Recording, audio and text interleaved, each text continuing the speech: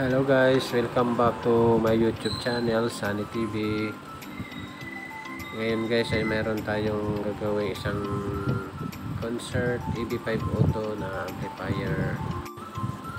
So bali galing ito guys sa isa nating kaibigan, itong amplifier na to. So bali hindi ko pa alam kung anong problema nito guys. So bali testingin na lang natin guys para malaman natin kung ano bang problem nito.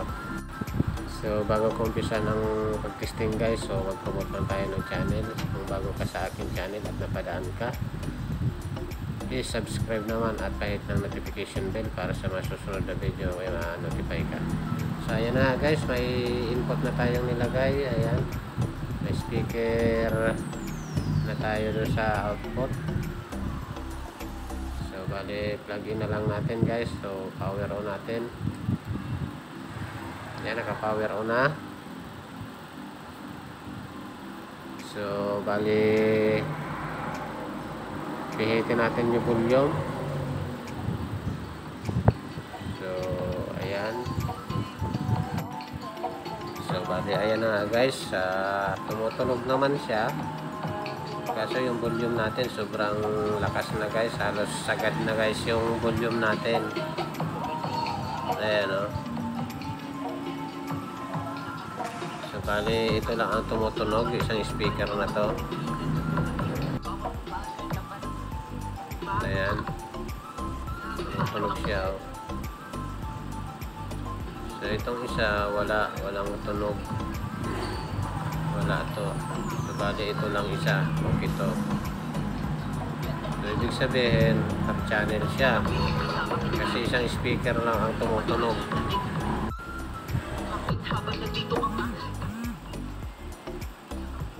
So ayan guys, isang speaker lang ang gumagana. So okay, bali anuhin na lang natin to. Bali buksan na lang natin para malaman natin kung anong problema. Off ko na tong switch, i-off na natin. Okay, buksan na lang natin to guys.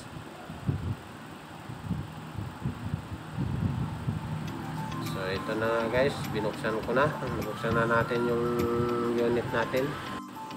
So bali guys, may napuna lang ako dito sa ating unit na ito, dito sa relay natin at saka sa switch, saka itong mga wire nito, ang gulo na ito, yung mga wire natin sa output ng speaker.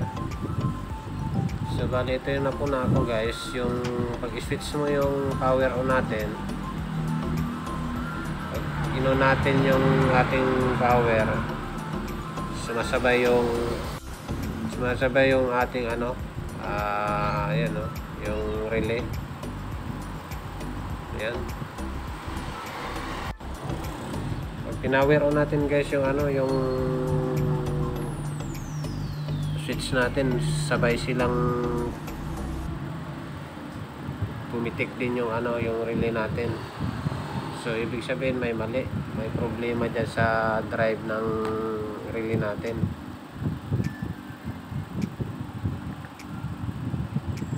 So ayan,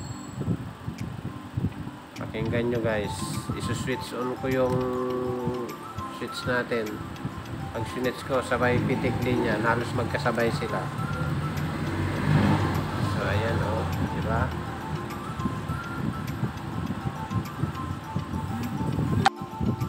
So ayan nga guys, may problema tong relay natin, yung sa drive dyan.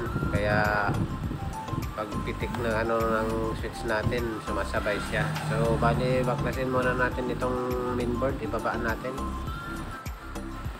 So bali ito na nga guys, nakababa na yung ano natin, mainboard. So bali may napansin lang ako dito guys, itong ating wire papunta doon sa output speaker, iba na yung nakabitan guys, nilipat.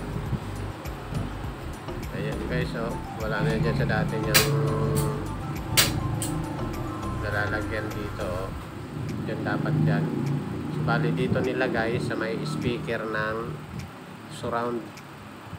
Kaya pala isang channel, isang speaker lang tumutunog. Diyan kinabit. So bali tingnan nyo guys. Dito na nakakabit yung mga wire ng speaker. Dapat dito. Dito yung nakakabit oh. Wala na sa tamang proper yung lagayan ng output natin guys. So bali yung isang speaker na tumutunog galing pala sa surround yun. Kaya pala kasi tingnan nyo guys, diyan nakakabit yung ano natin, wire sa output ng ano surround. So okay, bali ang gagawin natin guys, mag check na muna tayo ng voltage biasing. So ayan, ipa-plug in ko na guys. So bali pinaglaruan siguro tong ano natin na to, amplifier na to, kaya ganyan, nagkaganyan yung mga wire na connection nito. So okay, umpisa na natin mag voltage biasing guys. So ayan, end to end lang guys, tingnan natin, i-double check lang natin yung mga output natin.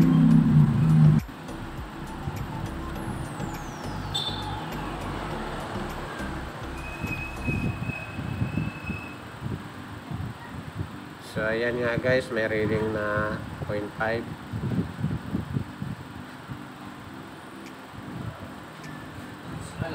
din.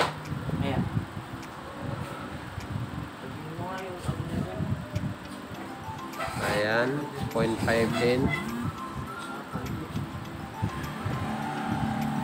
So 0.5 din itong isa kabilang channel. So dito tayo sa kabilang channel. Mayroon siyang na-read na ano, 0.2.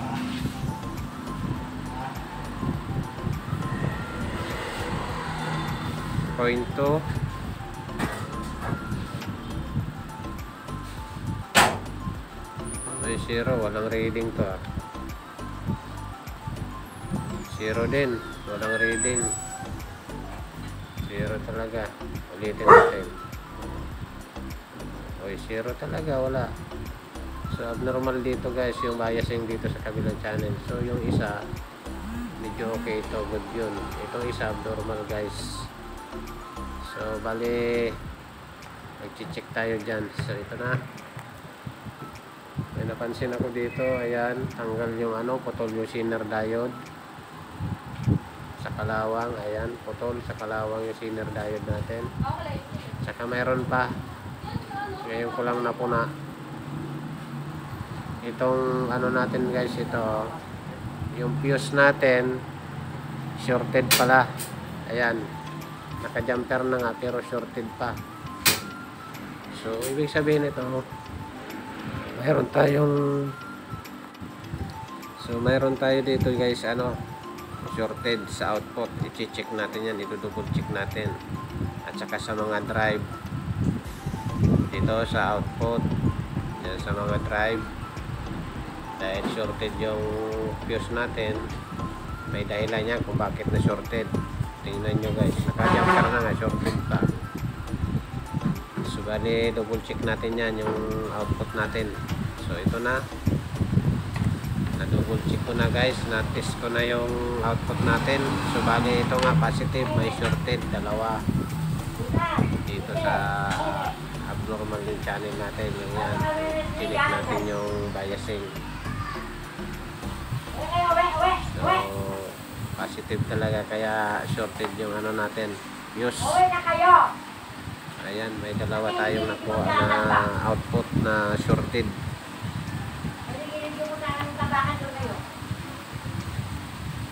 So ayan nga guys, so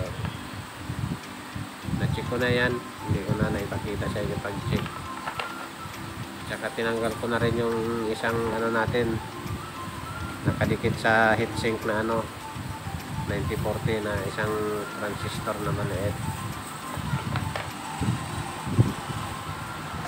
So bali ang susunod natin guys na gagawin,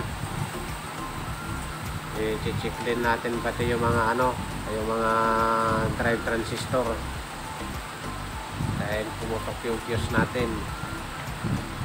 Lahat yun double check natin. Ayan o. So bali ito na nga guys yung ating mga drive transistor dito, yung mga 2N5401, 2N551 ay tinanggal na natin. Ito double check natin yan. Ito na guys, titest natin yan guys, lahat di iba, kahit yung may mga kalawang dyan alisin na natin. So bali ayan no, may mga kalawang na guys, halos yung kumakintab lang yung pinaghinangan. So palitan na lang natin yan lahat guys. So i-check natin yan para may alam, sigurado mayroon makukuha tayong shorted dyan. So pati yung mga resistor dyan guys, i-check natin. So bali tanggalin na lang natin muna itong ano natin, supply,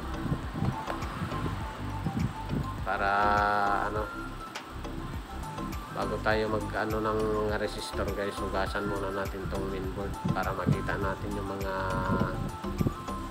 may kalawang na mga resistor. So hugasan muna natin to, alisin muna natin tong supply natin. So habang tinatanggal ko tong ating supply, mag-promote lang ako ng channel. So kung bago ka sa aking channel at napadaan ka at hindi ka pa nakapag-subscribe, so please subscribe naman guys at pahit ng notification bell para sa mga susunod na video na i-upload ko, ma-notify ka. At pag nagustuhan mo rin itong video na to guys, paki-like na lang at paki-share. Thank you so much guys. So ayan, tanggalan natin yung isa. So bali dalawa yan, yung sa 12 volts.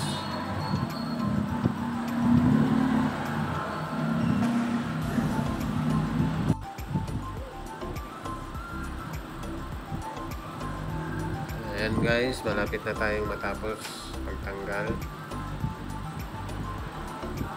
So ayan, okay, tanggal na.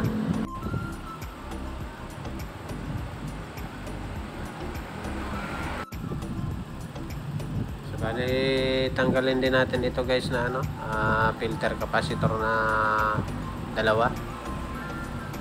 Alisin natin yan. So yan, tatanggalin natin yan guys, yung filter capacitor.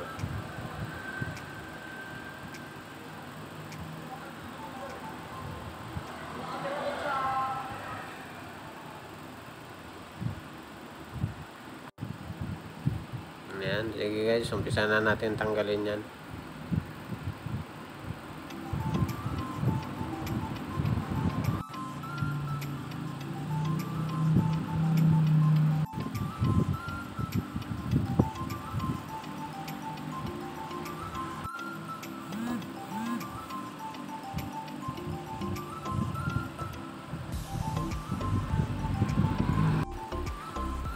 So bali guys, bugbog na din siguro tong mainboard na to. Tingnan nyo guys, yung tinatanggalan ko ng inang guys, wasak-wasak na. Grabe, nakabugbog.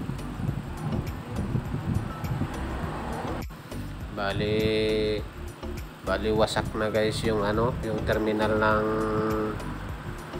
filter capacitor natin. Ayan oh, wasak na, bugbog na. So ayan nga guys, natanggal na natin yung isang filter capacitor. So siguro hindi ko alam kung ano nangyari dito sa ating amplifier na to, na galing sa isang kaibigan natin. Parang hindi mo alam kung pinagpraktisan o pinaglaruan. Iba na yung connection ng wire doon sa output natin ng speaker. Kinapit doon sa terminal ng ano, speaker ng ating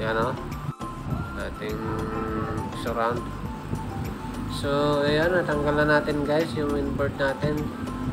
Tapos yung mga filter capacitor natanggal na natin. So bali yan yung tone control guys. Aalisin din natin yan guys. So ayan na nga guys, bali natanggal na natin yung mga hugasan natin na mainboard at saka tone control board. Sinama ko na rin pati guys yung yung terminal ng speaker para malinisan din natin guys. Bali ayan na guys, nababad na natin yung ating mga board. So babad lang natin ng konti, maya maya brasin na natin. Babad lang muna natin tapos brasin natin maya maya pag medyo lumambot na yung mga dumi. Ayan na, kababad na guys. Bali hindi na natin papakita pag brush. So ayan na nga guys, natapos na natin brushin guys. So bali banlawan na lang natin yan at ibibilad natin sa araw. So ayan na guys, malinis na guys. So nabanlawan natin. So kung makikita nyo guys, napakalinis na ng board natin guys. Parang bago na siya guys dahil nalinis natin. So ayan, napakalinis na ng board. So matutuwa yung ating kaibigan nito guys dahil maganda na yung ating board, malinis na. So bali yan, ilalagay ko na yan guys sa bubong guys para mabilad na natin sa araw. So ayan na nga guys, nasa bubong na. Pinapatuyo ko na yan guys para matuyo na kaagad habang maganda pa yung sikat ng araw, mainit pa. So pag natuyo yan guys, so alisin na natin yung mga kalawang dyan na mga pyesa. So bali ito na nga guys, na tuyo na yung ating hinugasan at binilad sa araw na mga board. Ayan, so tuyong-tuyo na guys. So bali ang gagawin natin dyan guys ay tatanggalin natin yung mga kinalawang na mga resistor. Lahat ng may kalawang alisin natin. So bali yung pala, babalik na natin yung mga bagong output transistor. Bali papalitan natin lahat yung mga drive natin, yung 2N5501 saka 2N5401, 2N551 pala, lahat yan. So ito yung mga dyan guys, yung mga capacitor at yung mga lahat ng makikita natin na kalawangin, alisin na natin, papalitan natin. So yan, bali ang gagawin natin, umpisa na natin yan guys, tsaka yung pala guys, yung tone control natin, yung mga potentiometer. So ito na nga guys, bali naikabit na natin yung mga yung bagong potentiometer natin. Ayan, bago na yan guys, kinabit na natin. Ayan, almost lahat yan bago na yan guys, pinalitan natin lahat, pati yan yung mga mylar, capacitor, halos maputol na ang isang paa sa kalawang, pinagpapalitan ko na yan guys. So ayan nga guys, yung mylar, capacitor, saka yung mga tone control natin guys, ay yung potentiometer pala, pinalitan natin lahat. So dito naman tayo guys, yung capacitor natin dyan, saka yung mga resistor at saka zener diode, bali tinanggal na natin yan guys, lalo na yung zener diode guys kasi halos puro nakalawangin, mapuputol na yung paa. Ayan guys, kung makikita nyo guys, yan yung zener diode guys, halos mapuputol na yung paa sa kalawang, at saka yung mga resistor guys. So halos lahat puro kalawangin na, kaya pinalitan ko na kasi yun din ang magpapasira sa katagalan, sa pagtagal-tagal. So bali yan guys, mga bago na lahat yan, yung ating mga drive transistor, yung mga 2N5401, 2N551, at saka yung mga na yan dito sa may heatsink, yung 9014, yan bago na yan, pinalitan ko na kasi isa rin sa mga kalawangin na rin yan guys. So nung chinek ko pala guys yung ating mga drive transistor, may nakakuha ko yan, dalawa shorted. At saka ito, yung isa na nandun sa may tabi ng ating relay, kaya pumipitik ka agad. Ayan, doon, shorted yung 8050. Shorted, kaya pala pumipitik agad pag pinag-power on mo. So bali, itong dalawa shorted doon sa sa drive natin. Halos lahat yan guys, kalawangin na. Pinagtatanggal ko na, pinalitan ko na yan guys. So ayan na guys, pati mga capacitor tinanggal ko na. Yan yung mga resistor guys, dyan. Halos pinalitan ko na rin lahat ng malapit nang maputol yung mga paa sa kalawang. Tsaka itong mga 104 at saka 101 na mga ceramic capacitor dyan, halos maputol na yung paa sa kalawang, pinalitan ko na rin. Halos kasi guys na mga parts nito may mga kalawang na. So grabe, yung dito din sa natin, napalitan ko na rin yan guys, yung mga ceramic capacitor dyan, yung 33 na ceramic capacitor, pinalitan ko na. At saka yung mga dyan, capacitor din na iba. So bali, naibalik ko na nga guys yung ating filter capacitor. At saka yung ating connection guys, yung ating supply.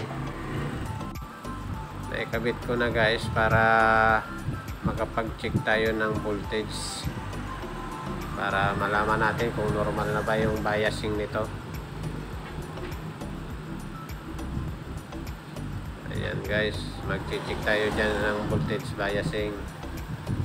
So bali, ayan, check na natin yung voltage biasing natin kung normal na yung ating biasing dyan sa output. So ayan, ipa-plug in ko na.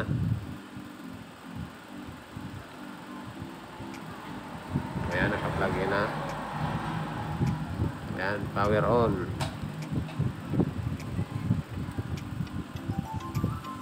So ayan.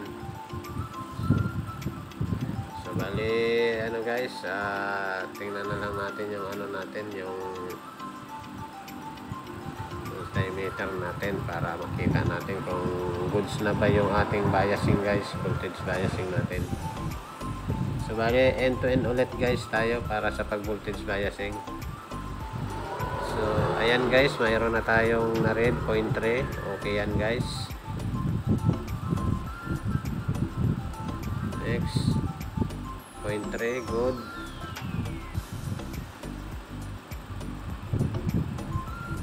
Point 3, good.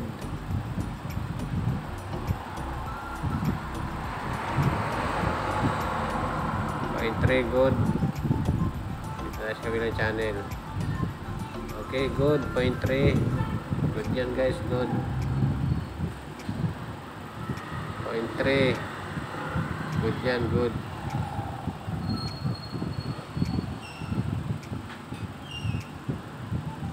Point 3. Good yan guys, good. So isa na lang. So okay, good na yan, 0.3. Halos almost guys, pare-pareha sila ng biasing, 0.3. Almost good na yan guys. So safe na tayo guys, good na yung ating biasing. Bali, safe na natin ilagay.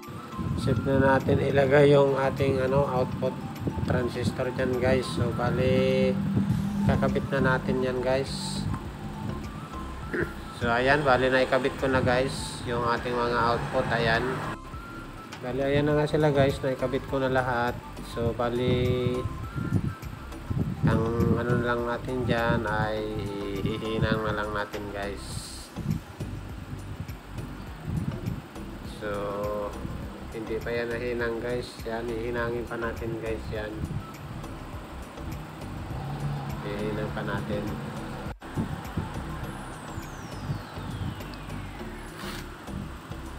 So bali, pag nahinang natin yan guys, mag-check ulit tayo ng biasing. So ayan na nga guys, nahinang na natin guys yung mga output natin. So bali mag-check ulit tayo ng biasing guys kung may pagbabago ba sa biasing natin. So bali ito na guys, umpisa na natin mag voltage biasing ulit kung okay ba yung voltage biasing natin nung mayroon na siyang output. So ayan. So bali ipa-plugin ko na guys.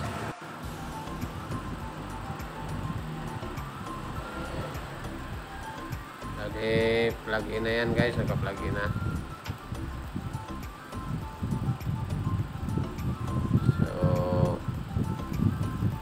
Umpisa na natin.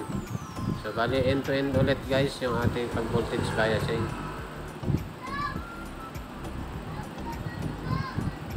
So ayan, point 3 good pa rin, 0.3 ulit good pa rin, 0.3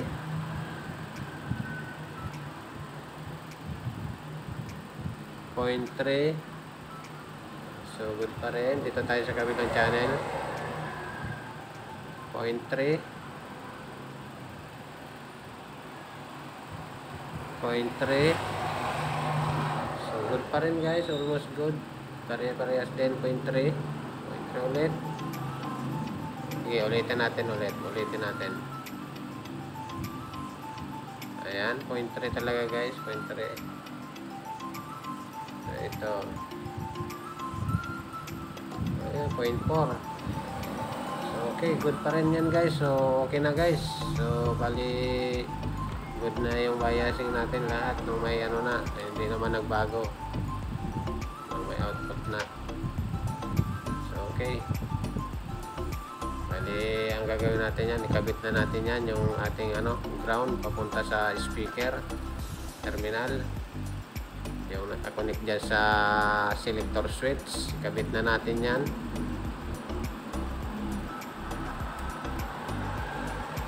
So ayan guys, diretso yan dyan sa lalagayan ng speaker natin. Kakabit natin yan dyan guys sa selector switch guys, yung mga wire na yan. So ayan na nga guys, nakakabit na, nakabit ko na, okay na yan. Saka yung mga ano, connection ay kabit na natin. Ayan na, naikabit na natin yan guys. So bali mag-check tayo ng ano dyan guys, matawag nito, audio. So ayun na nga guys, nag-check ako ng audio. Bali half channel siya guys, kaya bali pinalitan ko siya ng mga IC dito guys sa ano, kasi half channel siya dito pagdating sa tone control. So pinalitan ko ng ano, mga IC, yung GRC4558. Ayan. Kaya sa ilalim kasi hanggang dyan lang yung audio, isang kalahating channel lang yung mayroon. So ayan na guys, napalitan ko na guys. Kaya ang gagawin natin ano na, sa sound check na natin yan. So ayan guys yung mga pinagpalitan ko guys, ng mga IC saka yung mga capacitor, kasi mga putol na yung kabilang paa ng capacitor, kaya siguro nag half channel. Kasama na rin yung mga IC, kinalawang na yung mga paa. Tingnan nyo guys, ayan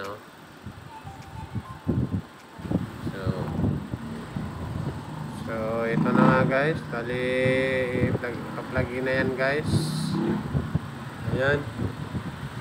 So may input na tayo. Ayan. May speaker na. Dalawa. Left and right. Ayan yung isang speaker.